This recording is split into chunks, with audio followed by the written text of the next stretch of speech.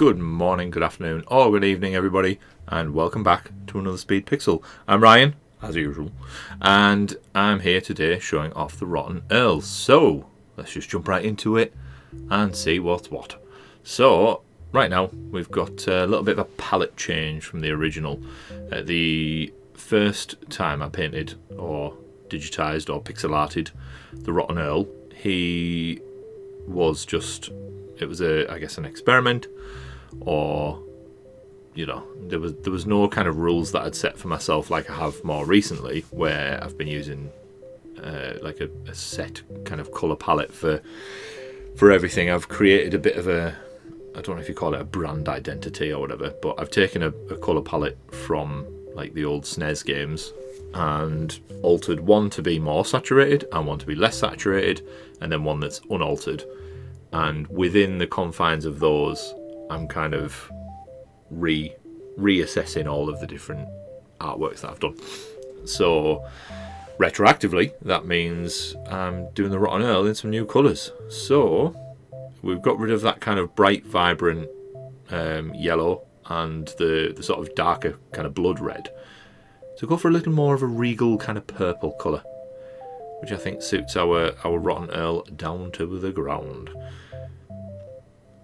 It also matches more the original box art that I did. So I did the box art and painted that in a much more kind of free-flowing fashion, and realised I'd kind of ignored the original yellows and things that were on there that you saw a couple of minutes ago.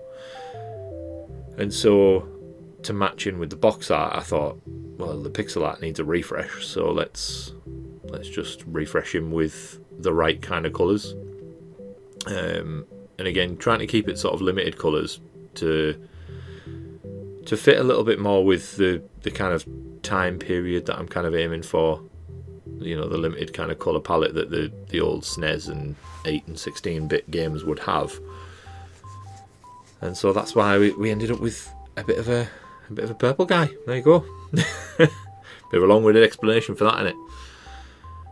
So the biggest difference that you see here from the original is mostly down to the kind of canvas size, or rather the actual size of the artwork itself. So the canvas size hasn't changed, but the amount of artwork that's on the boss card has changed. So through going through all the kind of, I can't really remember what I call it.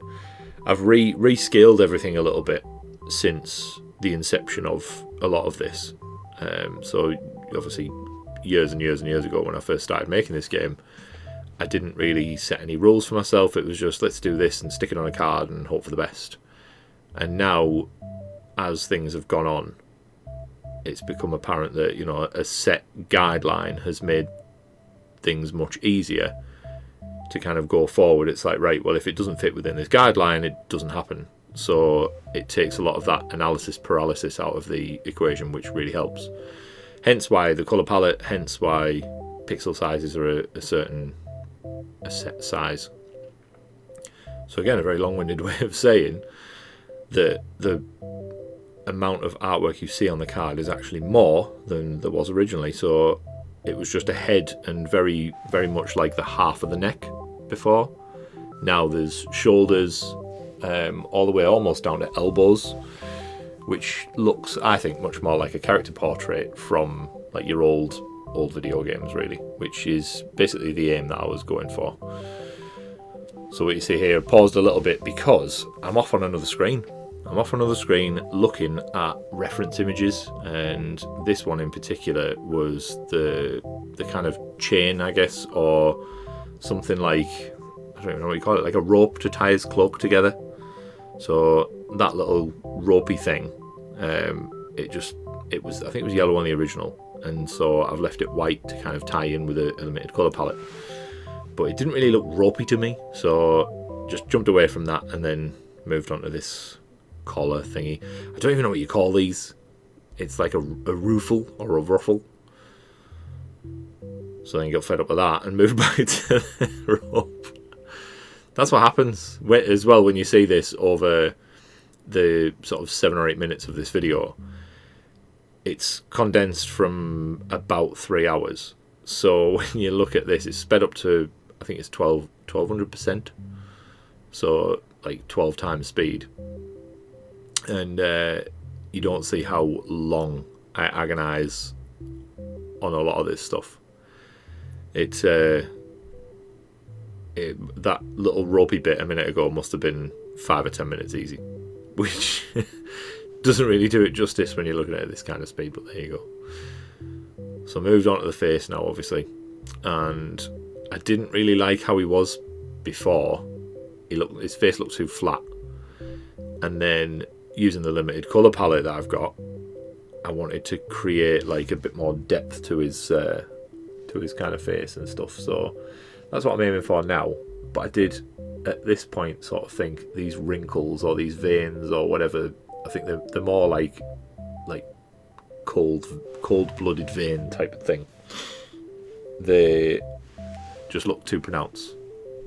So I've lightened those up a little bit to try and again create more depth in his eyes, so that it looks more like a sunken, rotten corpse. Because this guy is essentially a zombie. He's just managed to keep some of his cognitive faculties, which today I don't feel like I've got many of. But, there we are. So the eyes were meant to look quite sunken and obviously devoid of any soul, which is why they are black with like a white kind of reflection, I guess, or a glaze or something like that. It's not his pupil, which it might look like. It's meant to be more of like like an alien, like the aliens that are called the Greys, where they have that big head and black eyes. It's meant to be like that. So that's kind of where I've left him. Then moving back onto this collar doodah. My God, this was hard. So working with a few different colours and trying to figure out how to get these angles at the angle that I'm viewing the character from, I think it was just tricky. So there was a lot of back and forth experimentation. I was happy with it in the end. I hope you will be too. But it was definitely a challenge,